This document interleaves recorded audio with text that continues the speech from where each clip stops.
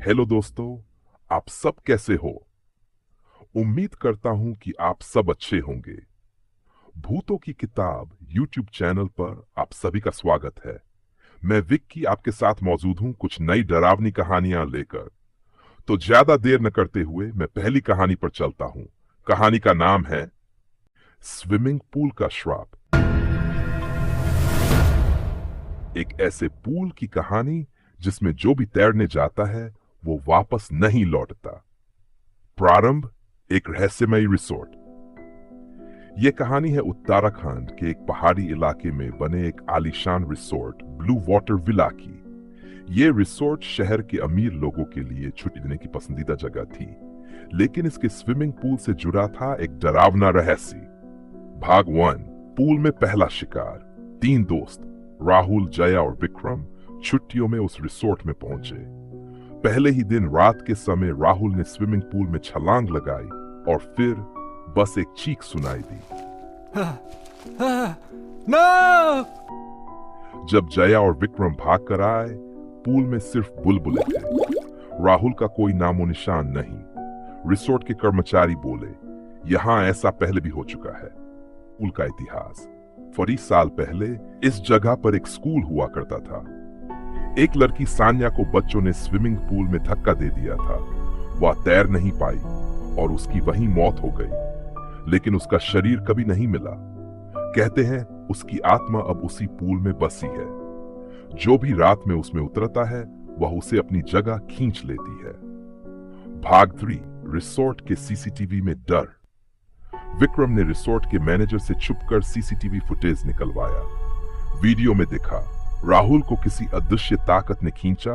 उसका चेहरा डर से पागल हो रहा था और फिर वह पानी में गायब हो गया। फुटेज में एक पल के लिए एक लड़की की उलझी बालों वाली पानी से टपकती आत्मा दिखी।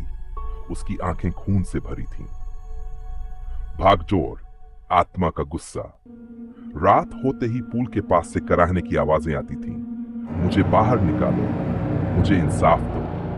रिसोर्ट के पुराने वॉचमैन ने बताया कि अब तक सारे लोग गायब हो चुके हैं और सब पूल के अंदर से। भाग वाई। मुक्ति का उपाय। एक तांत्रिक बुलाया गया, तांत्रिक जुगल बाबा। उन्होंने कहा, सान्या की आत्मा अभी भी उस पल में फंसी है। उसे मुक्ति तभी मिलेगी जब उसके साथ न्याय होगा। सान्या को मारने वाले 3 लड़कों के नाम पता चलते हैं। वे अब बूढ़े हो चुके हैं और शहर में रहते हैं। भाग 6। न्याय और मुक्ति। उन तीनों को किसी तरह लाकर पूल के पास लाया जाता है। जैसे ही वे पूल के किनारे आते हैं, पानी का रंग काला हो जाता है। एक विशाल लहर उठती है और सान्या की आत्मा बाहर आती है। वह तीनों को देखकर चिल्लाती है,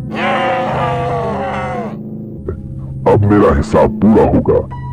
तीनों बुजुर्ग वहीं पूल में खिंच जाते हैं और फिर अचानक पानी शांत हो जाता है।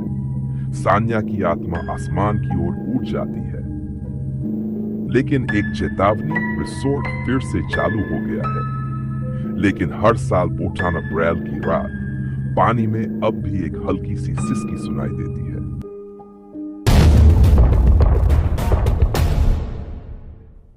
आपको यह कहानी कैसी लगी कमेंट करके जरूर बताना और वीडियो को एक लाइक देना न भूलना।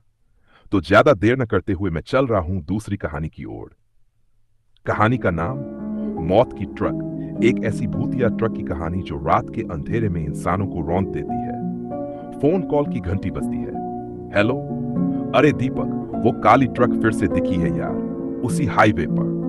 भाग 1। रहस्यमयी ट्रक का आगमन। ये कहानी है बिहार के एक छोटे से गांव बिरजापुर की। इस गांव के पास से एक पुराना सुनसान हाईवे गुजरता है। इस हाईवे पर रात के वक्त अक्सर एक काली जंग लगी ट्रक देखी जाती है। न उसमें ड्राइवर दिखता है, न ही उसमें नंबर प्लेट। लेकिन जो भी उस ट्रक के सामने आता है वो जिंदा नहीं बचता। एक रात गांव का एक शराबी रघु देर से घर लौट रहा था। अचानक दूर से हेडलाइट की एक चमक और वह ट्रक धड़धड़ा कर आए। रघु के चीखने की आवाज आई और फिर सब खामोश। अगले दिन सड़क पर बस खून था, शरीर नहीं। गांव वालों ने इसे हादसा समझा, लेकिन हादसे तो कई और हुए। भाग ट्रक का बदला। 1 साल पहले उसी हाईवे पर एक गरीब ट्रक ड्राइवर बबलू और उसके परिवार को कुछ गुंडों ने जिंदा जला दिया था। बबलू की ट्रक छीनकर बेच दी गई थी। तभी से वो ट्रक वापस रातों में चलती है, लेकिन अब बबलू उसमें नहीं, उसका आत्मा है। ट्रक अब उन सब का शिकार करती है जो रात में अकेले निकलते हैं। पुलिस की जांच। पुलिस अफसर इंस्पेक्टर सिंह को इस रहस्य की जिम्मेदारी दी जाती है। वो रात को हाईवे पर गश्त लगाता है, पर ट्रक को कोई सुराग नहीं मिलता। एक रात कैमरा लगाने के बाद जो तस्वीरें आती हैं वो किसी को भी पागल बना सकती है। ट्रक हवा में उड़ रही थी और उसमें बबलू की जली हुई आत्मा साफ दिख रही थी। भाग 5। शापित ट्रक। गांव का एक बूढ़ा बाबा बताता है कि यह ट्रक अब शापित है। अगर इसका चक्का एक बार घूम गया तो यह किसी की मौत लेकर ही रुकती है। इसका सिर्फ एक ही तरीका है इसे रोकने का, उस जगह बबलू का अंतिम संस्कार फिर से पूरी विधि से करना। भाग 6। अंतिम यज्ञ। गांव वाले हिम्मत जुटाकर पुजारी को बुलाते हैं। रात के ठीक 12 बजे जहां बबलू जला था वहां यज्ञ शुरू होता है। तभी ट्रक की आवाज सुनाई देती है।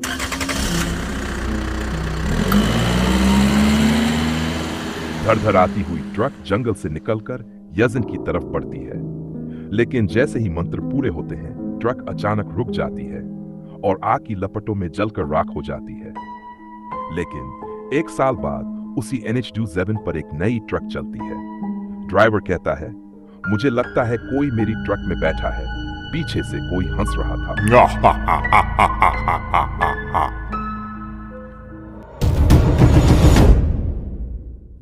तो दोस्तों, आपको ये दोनों कहानियां कैसी लगी?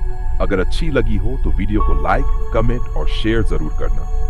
अगर आप और भी ऐसी डरावनी कहानियां सुनना चाहते हो तो मेरे इस चैनल को सब्सक्राइब कर लो।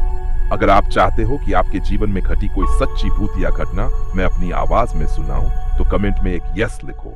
सतर्क रहो, स्वस्थ रहो। धन्यवाद।